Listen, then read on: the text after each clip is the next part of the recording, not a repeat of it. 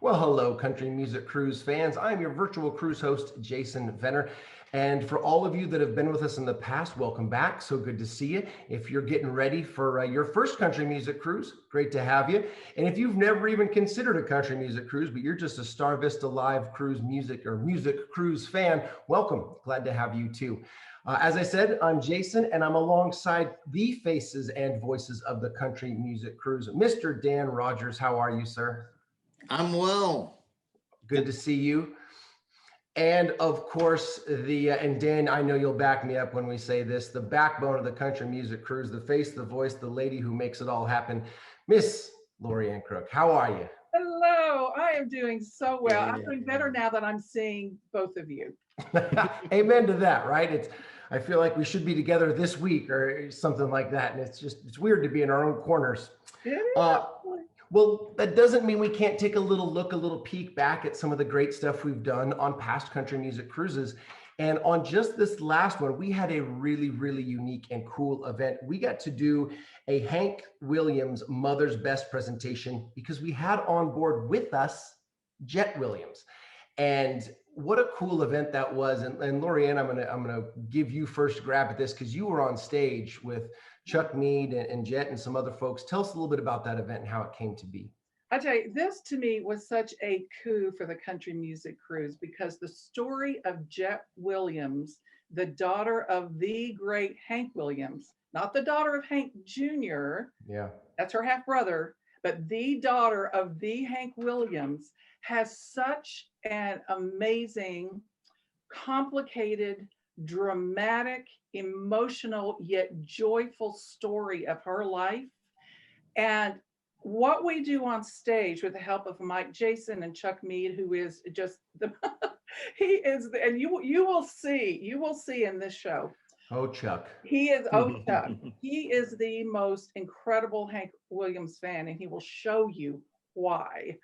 But this just takes all of us deeper behind the scenes into country music, not only into Jett as an artist, but inside the industry and how things move and evolve behind the scenes. It takes people deeper into country music than they have ever been before. This was such an honor to get to be on stage with Jett Williams.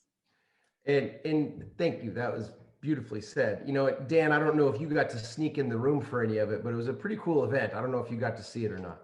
You know what? I did. And to me, Lorianne basically said this, but it personifies country music. You know, that story could be, if you had enough time for it to be a song, that story could be a country song. You know, one of the great country songs, actually. I find it interesting. Oh, sorry. Go ahead. Sorry, it was, hopefully, I don't know if we're gonna. No, you go. Talk. People want to hear you more than me, so please. No. So, no, I was just going to say, I guess the crux of the story is that Jett was almost the lost daughter of Hank Williams. She almost never knew that he was her father, and the world almost never knew. So I've known Jett for, 20 or 30 years since this story began. And this is a strong lady who made sure that she claimed her place alongside her famous father. Well, I think that we got to the point where even we could get Jett on, not only through your relationship, but through the relationship of Mike Jason, the executive producer of the Country Music Cruise. You know, he has a long-standing relationship there, and the Mother's Best, and you guys talked about it on stage. Oh, we did. That is the most amazing collection. Jett also has a book that she wrote that details all the ups and downs and ins and outs, and ultimately, you know, her victory in life with claiming her identity. So, oh my gosh, we get to hear about the lost music, the lost daughter, and now what we're all benefiting from in country music, the history. You know, Dan, you can certainly speak to that. I mean, all three of us can speak to this because we're all fortunate enough to sit down with these folks and do interviews, and it's very unique to I'm not going to say the country music cruise, let's say music cruising in general, but for the country fans, this is unique for them, right? Because on the country music cruise, you get to sit with these legends and you get to have conversations, personal conversations. You know, we're not guarded, we're not trying to sell something, they're not necessarily trying to sell something. Dan, you know, for you, what's it like to be able to come on the cruise and sit down with these folks and just, it's more like friends talking, I feel like, and I haven't known them, but I feel like it's friends chatting. How is it for you? You know, I think it really does speak volumes that, you know, I'm sitting here at the Grand Ole Opry House, where, of course, folks in normal times are here basically throughout the week, shows almost every night in a week. So, you know, we get time with folks like Chuck and Jeannie Seeley and the Oak Ridge Boys, et cetera. But I'll tell you, there's something really different about being on that ship and being on this cruise. It's, the entertainers are there certainly to work and to put on great shows, but I think they're also there to commune, to get to know folks, to enjoy each other's company. And it's always fun for me to look around the crowd in a room and see the artists on board being entertained by each other. You would think that maybe after however many years in the business, they would, you know, rather soak up some sun or have a food or beverage or what have you. But it's always fun to see that, no, they're also genuinely interested in what other artists have to say and sing. It's cool to see artists be fans, I guess, you know, is kind of Yeah, what you're saying there absolutely. too. I love that as well.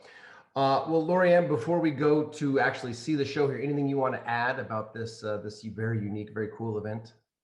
Here's something, yes, something very interesting, because even though Jett never knew her dad, she was born, I think it was 5 days after Hank Williams was taken from us. After listening to All the Mother's Best, she was learning things about Mhm. Hank Williams. And she is so fascinated by the fact that he was just so good on his feet, and he was quick-witted, and he was fun, and he was funny, and he was eloquent. Well, guess what? You will see in the show we're about to present that Jett has certainly inherited those qualities. She's eloquent, she's funny, and just a dear person that I'm honored to know. Well, that's about as good an introduction as we could ask for. So, all my Country Music Cruise fans and all your other fans out there watching, thanks for tuning in. Let's have a look at pretty much the entire show, our entire presentation, I should say, of Hank Williams' Mother's Best. Today I passed you on the street, and my heart fell at your feet. I can't help it, I'm still in love with you. Somebody else stood by you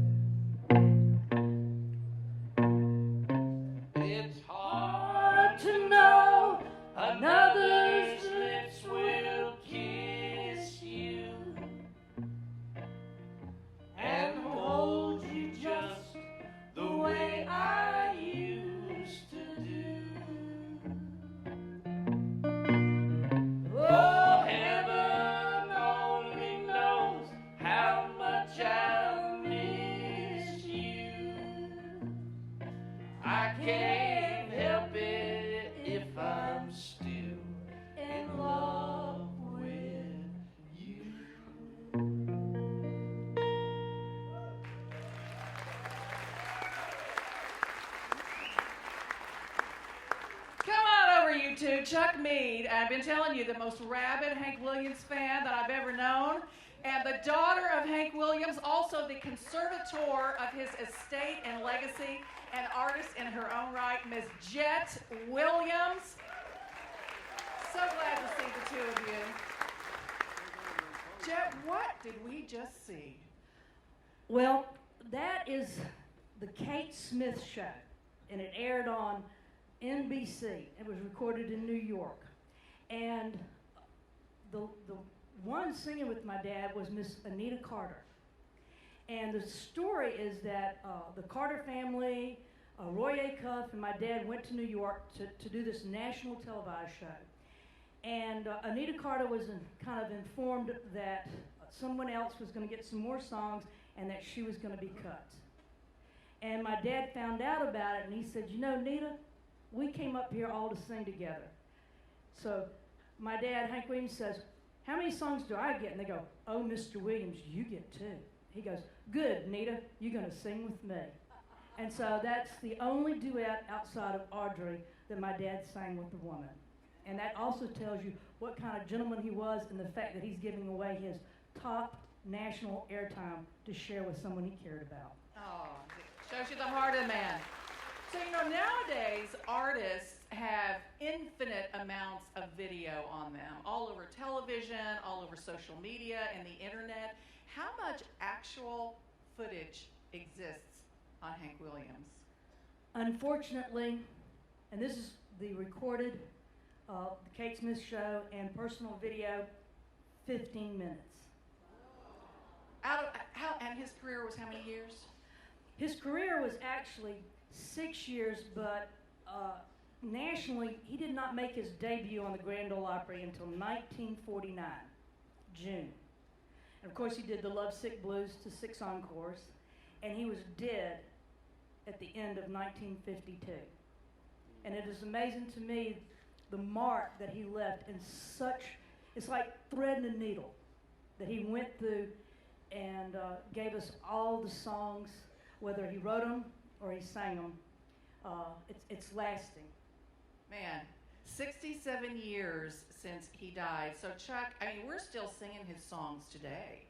I'm going to embarrass you. Because You think There's you can no way embarrass you can Chuck? embarrass I'm gonna be a little naughty Any worse here. than I embarrassed myself. I just found something out I didn't know about him because I've never seen him naked. So I had Yet. There's still a few days left on the cruise. No, so I actually saw him without part of his shirt backstage, and I had no idea. Would you do me a favor and show them what I just saw? No. It's not that. Okay, now take a minute. Check out those guns. That is the most amazing tattoo of Hank Williams I have ever seen. So I want to hear, and I've been telling everybody, oh, he's a rabid fan, the biggest fan I know. Why are you a big fan, and why are we still singing the songs today? It was the first music really that I ever heard when I was a kid. I grew up playing in my family's band, but before they had a band when I was really little, they had always sang music on the radio. They were part of they had a radio show on KNEM in Nevada, Missouri. And so, like, when there'd be family get-togethers, the guitars would come out, and my uncle and my grandpa and my mom, they'd be singing, and they were singing these songs, and I thought they wrote them. I didn't know where they come from, but it turned out they were Hank Williams songs. And so it's like the first music that I ever remember in my life is Hank Williams, and I think it just, everything rings true. Everything he wrote kind of rings true with you in a certain way, and it's just completely relatable because of that little thing we were talking about earlier, the truth. He wrote truth, and he wrote universal truth, and there's very few people that are able to communicate actual feelings without saying that that's what they're doing, and that's what he did. I'll ask both of you this. Which songs of Hank's do you think are the most emotional, gripping, and relatable today? The silence of a falling star lights up a purple sky. And as I wonder where you are, I'm so lonesome I could cry. I mean, that's just some beautiful poetry. Oh, and Chuck, you made a great point about that song. I would like you to make the point to them about it. Doesn't necessarily have to be about a lover of yours. It could be about anybody. Yeah. People miss other people. It's just the human condition. Everybody, we're all here on this planet trying to figure it all out. Yeah. Or you could just miss your hometown. Or exactly. Yeah. And he was able to put into words what other people aren't. But the other thing with that song, he asked you, did you ever hear? Did you ever see? And then he paints that picture with that fallen star. Yeah. And to me, it's a sensory song in the fact that he also is asking you, when you hear someone sing it, they're asking you that question, which I think involves you in the song. Mm-hmm. So we showed the tattoo from Chuck. You're wearing something very special as well. I noticed that right away because I don't often see. I was going to say, no, I do not have any tattoos. No, we're not going to make you disrobe like Chuck just did. But we don't often see ladies in ties, so that's the thing I noticed about you right away. There was a gentleman by the name of Don Helms who played the steel guitar for my dad. And I had the honor of going on the road with Jerry Rivers, who played fiddle, and Don Helms, and for many, many, many years. And one evening I was over at Don and Hazel's house, and he came in and he had this hanger in a laundry bag.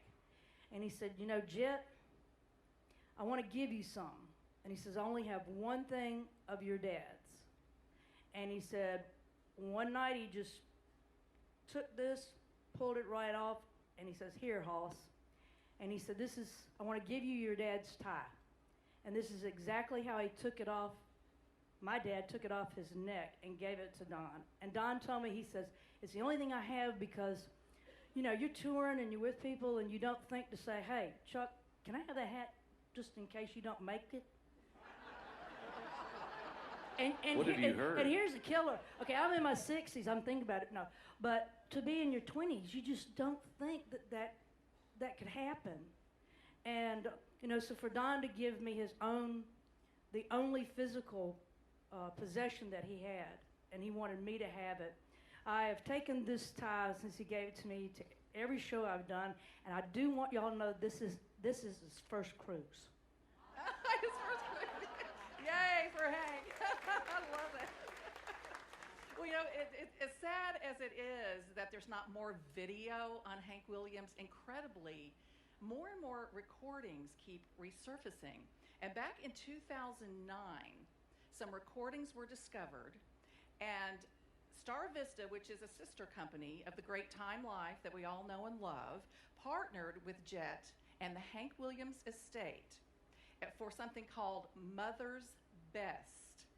Describe what Mother's Best is. I own it, and it is, I don't even know, it is so amazing. It's magical. That's the word I'm looking for. It's magical. How do you describe it to everyone who may not have heard it yet? Well, I think you said the exact same words. And what Mother's Best is, my dad did a radio show at 6:15 in the morning at WSM Radio Studios for Mother's Best, which was a flower company.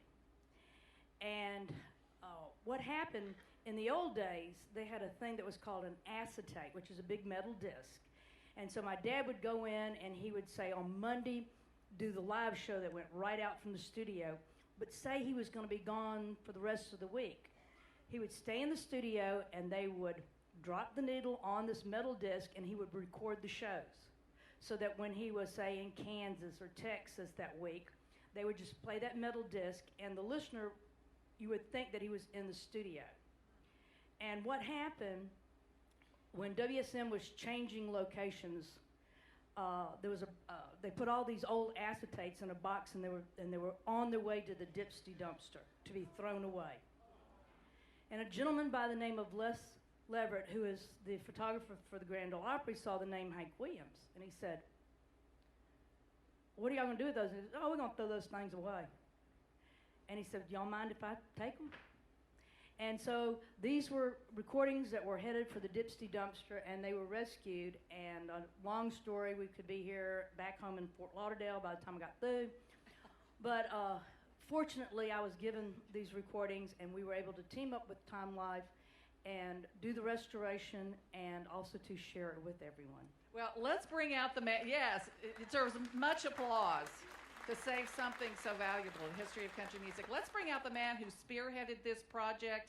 He is the senior vice president of Star Vista Live and the executive producer of the Country Music Cruise. Here he is, Mr. Mike Jason. Come on out, Mike. Oh, you're coming this way? Okay, here's what I'm going to do. I'm going to move to this chair. I'm going to give you this. So that way I don't want to have my back to you because you're an important man. There you go. Mr. Mike Jason, I have known you for so many years. I do understand your passion about country music in general. I have never seen you so impassioned and personally touched by any other project such as this. What has swept you away about being involved with Mother's Best and with Jett? There's so many aspects to it. When I first heard the story, I heard there were 143 recordings of Hank Williams, who passed away 60 years ago. So it's like finding a closet full of Beatles or Elvis material. It was stunning. Overnight, we increased his catalog by 50%. And that was the beginning of the story. And then I heard Jett's backstory, which you'll hear in a little while, which is incredible. But then I actually got familiar with the material itself, and there are songs that he never recorded anywhere else. There's songs that he played live for the very first time. You hear him banter with the band. You hear the humanity. Effectively, he curated a playlist for us of these 143 songs because he picked gospel and blues and country and his hits. So the whole thing wrapped together was incredible, and we kind of felt it was an honor to be able to kind of carry this tradition on a little bit into the market. So I thank Jett for our support over the years. It's been an incredible journey, and Well, and a lot of this rides on Jett's personal story. Now, and if you would be our new Vanna and hold up the book, of course, her story, which, by the way, it did sell out. I know it would, you guys. I know if you got one, you're lucky. Yeah. So your story has, and I know it was probably truncated a little bit just to get it into the book, and it's the heaviest book I've ever picked up. How in the world do you encapsulate your just amazing and complicated and ultimately victorious story? Well, I tell people if I made it up, it wouldn't be this good. I had 8 names, 4 homes by the time I was 6. And what it boils down to is that I was born 5 days after my dad passed away. Less than almost 24 hours from the time they buried him, I came into this world. And from there, his mother, she adopted me. And so, now follow me, okay? So my grandmother's my mother, my father's my brother, I'm his aunt. And I tell people, I said, Ancestry.com doesn't have anything on me. But what happens is my grandmother adopts me, and she passes away. The family puts me into foster care. And I go on a search to find out who I am and what happened, like most adopted children. I was one of the fortunate ones in the fact that I found out that not only was a man, Hank Williams, my father, my daddy wanted me. And 3 months before I was born, he had gone to his attorneys, drawn up a pre-birth custody contract saying, I'm the father, this is my baby, and I'm going to take this baby. Just didn't count on dying at 29. And when I found out that I was wanted, that my dad knew I was going to be born, and I was supposed to be with him, I made an announcement to the world, and I got sued. And so from then, it went into the courts, and the resolution was, yes, you are the daughter, and 2, you were defrauded by the administrators and attorneys. The administrators and attorneys kept my dad's estate open for 23 years to run the statute of limitations on me and said, gee, she didn't show up. And the court said, you made a calculated business decision that she couldn't find out. In fact, the letters go, are you sure we shouldn't pay her? No. Let sleeping dogs lie. We got her buried. She'll never find out.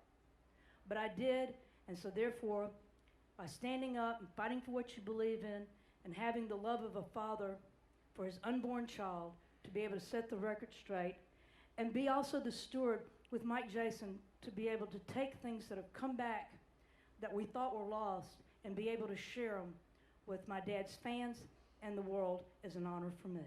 I'm telling you, this is better than any movie you could ever go see. So interestingly, since you never knew your dad, you have the blessings of 15 minutes of video and the blessing of the Mother's Best. So how has Mother's Best brought you closer to your dad? What do you think you know about him after hearing all of these recordings? I was very fortunate to be befriended by little Jimmy Dickens and Owen Bradley and Chet Atkins, and they would tell me their road stories and things. But there's another thing when you hear it from the horse's mouth. And when you listen to the Mother's Best, the unedited, where he's actually doing the radio shows, and you can hear him when he's reading it, it's scripted, and then he becomes Hank Williams. And I learned things like what his favorite song was. And that's not someone telling me this was your dad's favorite song. My dad would go, you know, neighbors and friends, this song I'm going to do for you is my favorite. Cold, Cold Heart. Or he'd tell you what his favorite color was. Or for me, he'd say, I'm going to do this song for you, and I'm going to sing it the way my granny used to put me to bed, on top of Old Smoky. And so for me, and then to hear him laugh, you really got to hear the guy laugh. It's more whinny. I mean, he just goes up. I mean, he even passes his yodel part. But the other thing too for me was to listen. And back then, remember I told you that acetate. Well, once that needle hit, if you messed up and you had to throw it over, you had to start from the beginning. But he was good enough. He did almost everything on a one take. But one that I remember, he goes, all right, boys, let's kick off. I Saw the Light. And he starts singing Precious Memories. And he goes, whoa, whoa, whoa, whoa, whoa. He goes, I want to apologize. He said, you know, I've written so many songs in the same keys, I forget which one I'm singing. And he says, you know, Irving Berlin has the same problem. You know, and to listen to him talk, you know, he talks about what's going on, about President Truman, and it's just very, very fascinating. Also, too, the band kicks it off in the wrong key. And then you can hear the irritation, and he says, now you're all fired. But he was very good on his feet, and a lot of what you hear on these radio shows is just off the cuff, you know, and which is really wonderful when you're doing shows like that and you're on that live. But to also hear him sing these songs, you might have heard him sing I Can't Help It. But the MGM, which was his record label, that was a studio version. And Chuck can tell you, when you sing live, every fiber in you is just ringing. And there's a magic there I don't think that you can recreate. And he was at his zenith, and he sang, some of these songs are the best versions that he ever did of these songs. Well, Mike Jason took this whole thing to another level with a video shoot. I know you got some clips for us. So tell us what you dug up and how you added to this story. Yes, well, we thought how to really personalize this in a way that hadn't been done before. And so Chuck, by the way, was good enough to get us Layla's in Nashville. And we said, instead of somebody interviewing some of the gentlemen in his band and his engineer, let's have Jett do it. So she had a chance to talk to Don Helms, Big Bill Lister, and Glenn Snoddy, his engineer, and a round table, and then did individual clips, which is fantastic. Had some great material, and I would say that Don Helms has probably been interviewed about your dad a couple of thousand times, but you see a kind of humanity and a remembrance that it's just incredible. So if we get a chance to play those clips, I think you'd see just a brief glimpse of what we caught in that hour or so. How did you hear that he had died? I mean, how did you hear it on the radio that my dad had died, or did you get a phone call, or how did the news reach you? It on the radio. And what was your reaction when you heard that broadcast? I was just dumbfounded, and yet I was not surprised, because he had really been pushing the envelope, and but I knew that was too early. That shouldn't have been, but that's the way it happened. That's the way it was, and Jett, I still miss your daddy.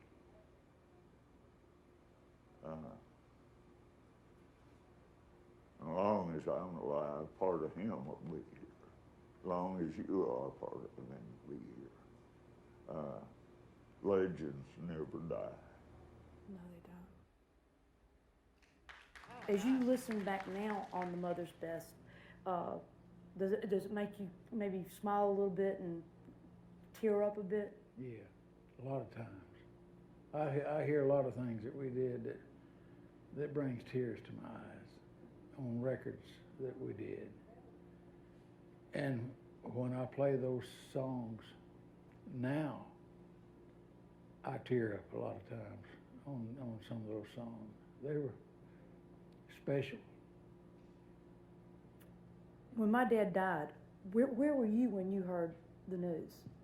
In the dressing room door in Canton, Ohio, because I had gone there to play for Hank Williams that day. Mr. Bamford, the promoter of the show, called me and said, I've got Hank Williams booked on New Year's Eve in Charleston and New Year's Day in Canton, Ohio. Do me a favor and ride with me and go up and encourage him, and maybe we can get him back on the Opry. And that's where I was. I went to Canton, Ohio, into the dressing room, and Mr. Bamford met me at the door and said, I got terrible news. Hank Williams died on the way up here. And then you also went to his funeral in Montgomery? Played at his funeral. Try that. From where I was standing on the stage, looking at my guitar, right over the edge of my guitar was the coffin. And him in it. That's a sad situation. Ooh. Okay. Do we have tissues that are laid out? Whoa, how did you get through that, Jett? It was hard. And as I said, the last gentleman you saw was Don Helms, the gentleman that gave me this tie. And he was probably the closest friend on and off the stage that my dad had. Chuck, I have to ask you, and I think I already know the answer to this, but could this sort of career and connection ever happen again? Well, I think it does. I think we think of things, well, it ain't like it used to be. Yeah. But to certain people, Taylor Swift is like that. If she was taken away early, there would be a whole generation of people, you know, that are impacted by that. Kobe Bryant just passed away. I was thinking the same It was thing. a You're tragic right. helicopter crash. And there's a whole generation of people that are, you know, torn up about that. But the thing that you have to remember, and looking at Don there, and I knew Don really well, you know, they may be our, you know, icons, but they were people's friends, and they were people's family, you know. We think of Hank Williams, you know, he means so much to me in my life. Well, how do you think it made him feel when he died? Because these people really walked the earth. And I think that that's the thing you have to kind of remember. You know, Jimi Hendrix, same thing. Right. You know, they might have impacted your life, but there were people and family that loved him that don't have him anymore. That's why I love talking to you. He can just lay it right out there. So, Jett, these days, what is the best way to get Hank Williams music? Well, actually, the best way is jettwilliams.com or to go on the internet. But I like to say that the first gentleman that you saw on the video, his name is Big Bill Lister. And you've heard of the song Tear in My Beer? Well, what happened was Big Bill opened for my dad and was on the Mother's Best. And one day, my dad said, "Hey, Bill, how's that album you're doing?" He says, "Hank, I'm doing really good, but I need one beer song." And my dad said, "Well, they won't let me mention beer in anything I sing about." And he said, "But I got a good beer song, and I'll get it to you." And that's where you have my dad just singing it with just the guitar, and he gave it to Big Bill. And Bill recorded it, had a regional hit, and then umpteen years later, out in the backyard under a blue tarp, he remembered he had it, contacted Hank Jr.'s manager, and so thanks to Big Bill Lister too, we have the Tear in My Beer acetate recording. Oh, that is awesome. That is awesome. Okay, so Jett, I don't know if you know this story, but Chuck is such a knowledgeable person about Hank Williams. I'm going to make you tell the story. Okay. That one night he won a bunch of money. So tell him what happened now. Well, I was playing at, anybody been to Nashville? I was playing at this place called Tootsie's Orchid Lounge. And it was before it became a sports bar or whatever it is now. And I was sitting up in the window with Shaw Wilson, who was our drummer in BR 549. Because we worked Wednesday through Saturday at Roberts, but then I still had Sunday and Monday shifts at Tootsie's Orchid Lounge. So it was Monday night. There was hardly anybody there. We were, tips were crap, We were playing, all of a sudden, all these people came into the bar. We're like, did a Gray Line bus come by? And we didn't know what was going on. And then all of a sudden, this limousine pulls up in front. This guy gets out, has a hat on, and he comes into the bar, and they've been following him around. And I said to myself, that guy has to be somebody. But anyway, so, we were just going ahead and doing our old hillbilly stuff, playing songs and asking for tips, hey, throw a little in the tip jar, this is how we make our living. And the guy stood up and said, "I'll give you $25 for every Hank Williams song you can play." And I'm like, starting now? And so I played $600 worth of Hank Williams songs. But he only had $575, so we got Jambalaya for free.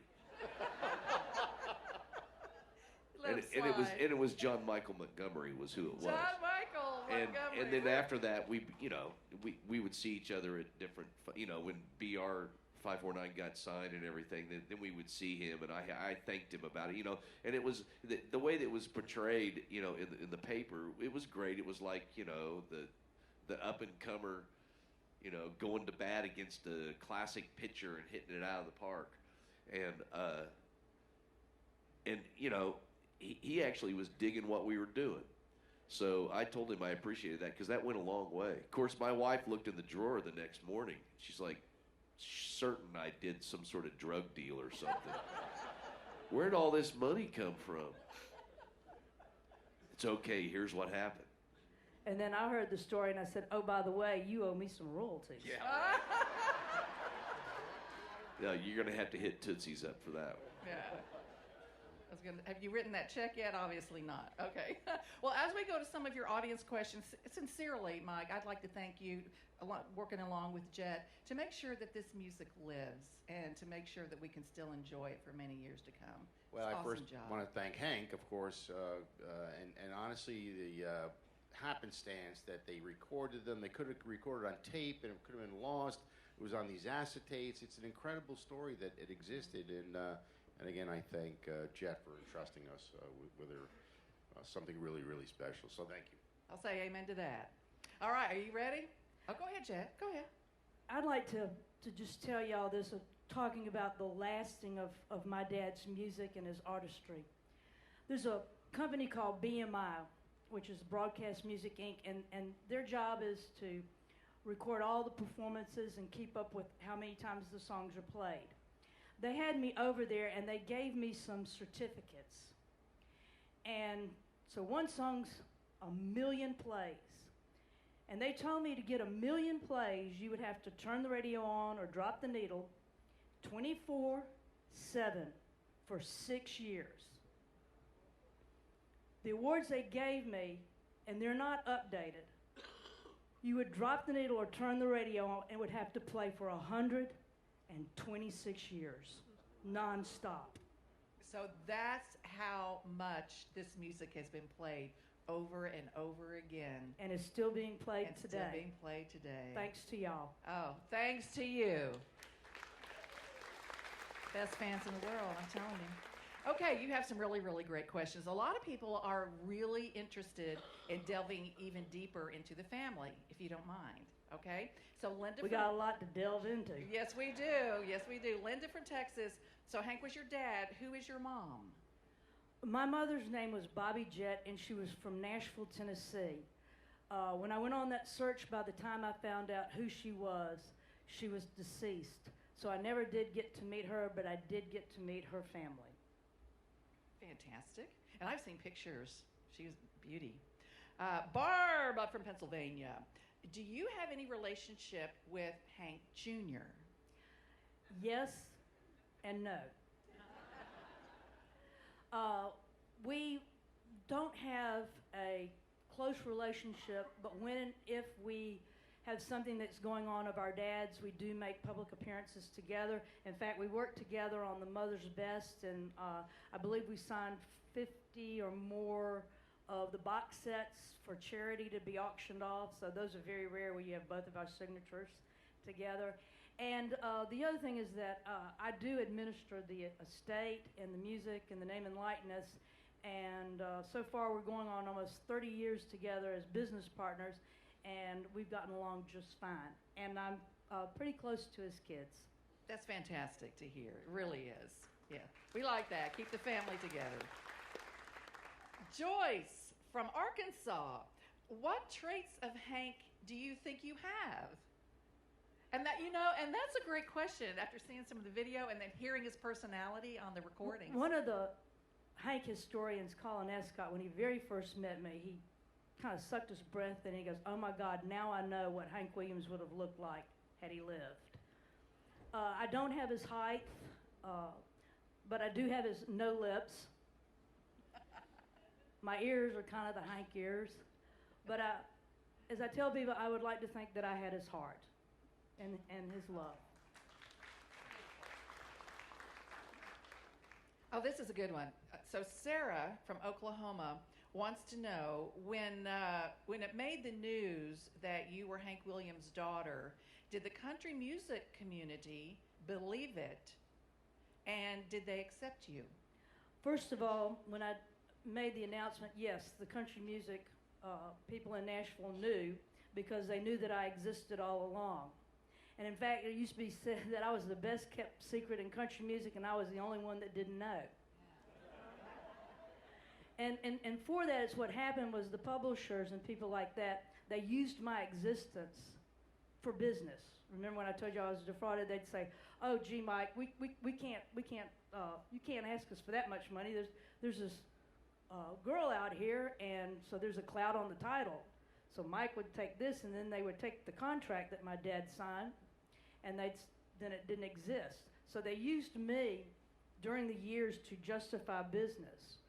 But when I did come to Nashville, the likes of Owen Bradley, Chet Atkins, Little Jimmy Dickens, Bill Monroe, Kitty Wells, they all stepped up and they wrapped their arms around me. And George Jones, It was absolutely amazing.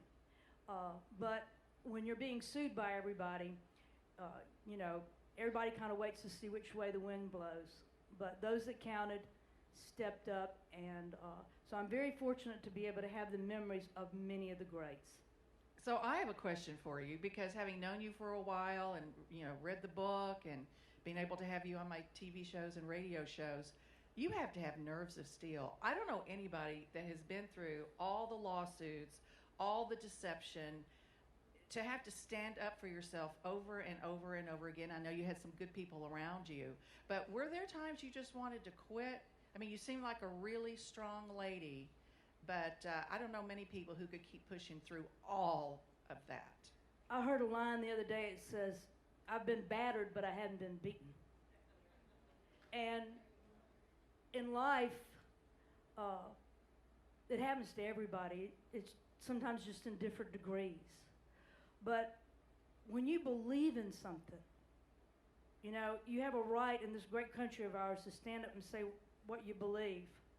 And you also have the right to disagree with me. But when I found out that my dad had gone out of his way, had gone to his lawyers, had drawn up a 3-page birth custody contract saying, "I am the father, this is my baby."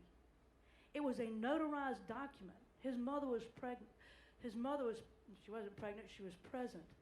But, you know, his wishes weren't carried out. He didn't sign me away, he signed me to him. He wanted me. And with that, I wanted the world to know that my dad wanted me and his wishes weren't carried out. And so therefore I stepped up and I said, whatever happens, I'm just going to stand tall. And since I'm in the courts now, whatever's decided, I will live with it. But I'm not going to live with the what ifs. And so therefore, I stepped out, stepped up, and here I am. And just listening to you, you know what I just figured out? Today, you are fighting for him and his legacy just as he fought for you. Absolutely. And in my opinion, he's still the greatest songwriter and singer that country music will ever have. I agree with that. And with that, okay, final question here. Joe from Oregon, we have to know, what is your favorite Hank song? I'm so lonesome I could cry. How about we hear some more Hank music? Would you honor us, Jett and Chuck? Would you close it out with some more music? We would love to do some Hank songs for y'all. All right. Now, as they're getting set up, Mike and I are going to stay here because we want to enjoy this along with you. I want to let you know that for the past couple of days, I've been lying to you. We had planned right after this for Jett upstairs on the 3rd level, right at the entrance of the main stage here, to sign autographs and things. Since we are about to dock, and we know a lot of you need to, you know, get off and do some other things, she will have an autograph session on Thursday. I believe it's 11 a.m. up in the Crow's Nest, and she is going to be there, and will do as she said she was going to do: sign the books you have bought, guitars, your autograph books, hats, whatever you would like. She will be there for you on Thursday, and of course, you'll see her all around the ship. So feel free to ask her for her autograph. She loves to meet you. And I want to add one more thing. There's a gal here named Janine Morris. I don't know if you're in the house, Janine. When we put this box set together, she was the product manager, and she's also working on the cruise and makes this whole thing go. She's a special person, and this box set, in large measure, is a special package because of the work she did. So if you're here, Janine, thank you. Janine, we love you. Thank you for all you do. All right, the spotlight is yours, Chuck and Jett Williams. I'd also like to say that with Mike Jason, Time Life, and myself, we got a Grammy nomination for that box set, and we're very, very proud of that. Also in that collection, there's about 49 songs that you never heard my dad record before. And I heard this one, and I sang it this will be my second time to sing it, and I sang it at a show, and somebody came up to me and they go, "You know, I didn't know Hank Williams did a Willie Nelson song." But it's another one of those instances. My dad sang it before Willie, but I'm gonna give it my best shot here. In the twilight glow I see blue eyes crying in the rain. As we kissed goodnight and parted, I knew we'd never meet again. Love is like a dying ember, only memories remain. Through the ages I'll remember blue eyes crying in the rain.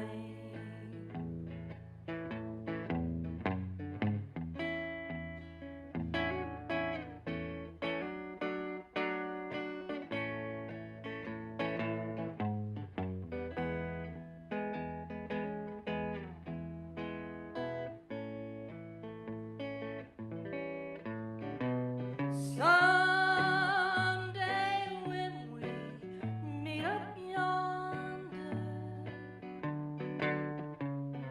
we'll stroll hand in hand again in a land that knows no parting. Blue eyes crying in the rain.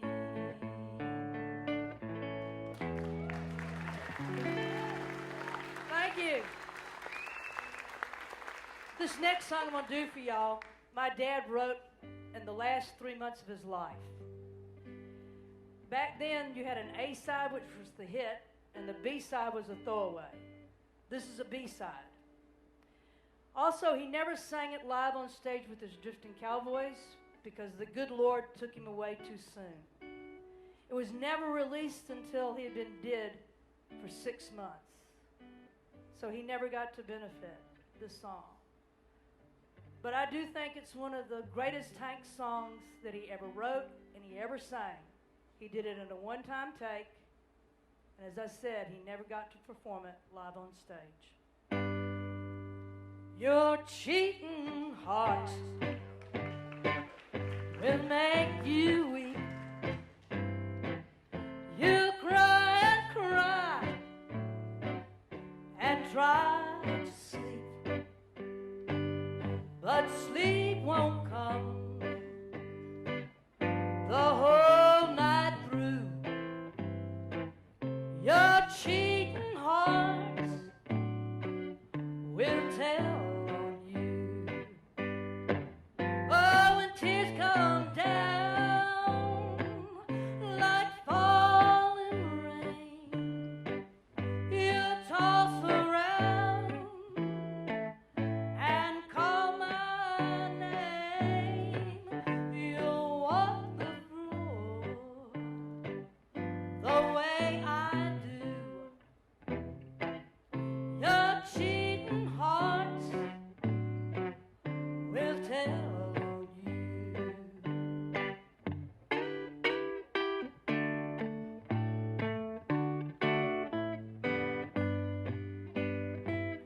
Your cheating heart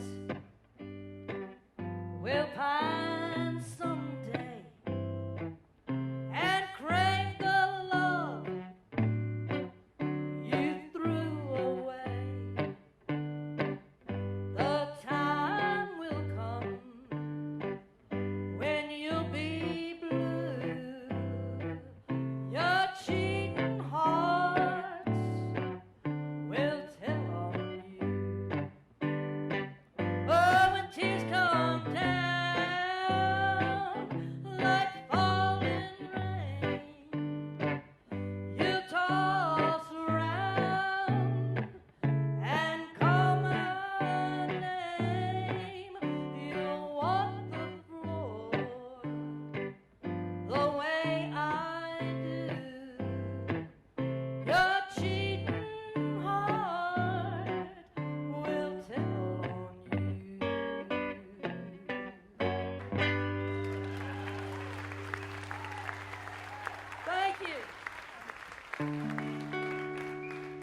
I wandered so aimless, life filled with sin. I wouldn't let my dear Savior in. Then Jesus came like a stranger in the night. Praise the Lord, I saw the light. I saw the light. I saw the light. No more darkness, no more night. Now I'm so happy, no sorrow in sight. Praise the Lord, I saw the light.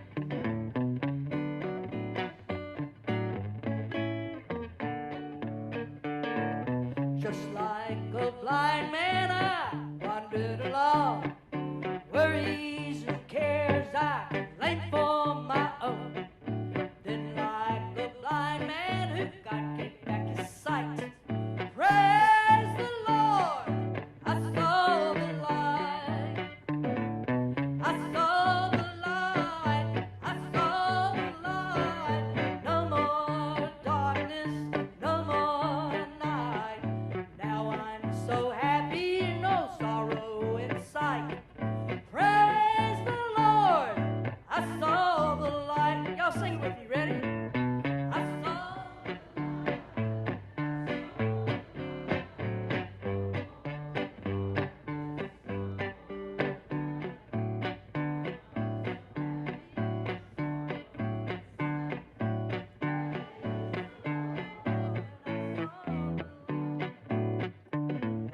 I saw the light, I saw the light. No more darkness, no more night. Now I'm so happy, no sorrow in sight. Praise the Lord, I saw the light.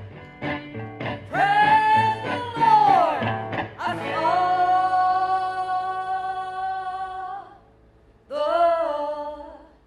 light.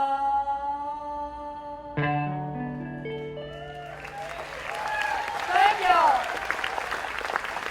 Cut me, y'all. Lorianne Crook. Thank y'all so much. I'll see you on board and see you Thursday if you get a chance.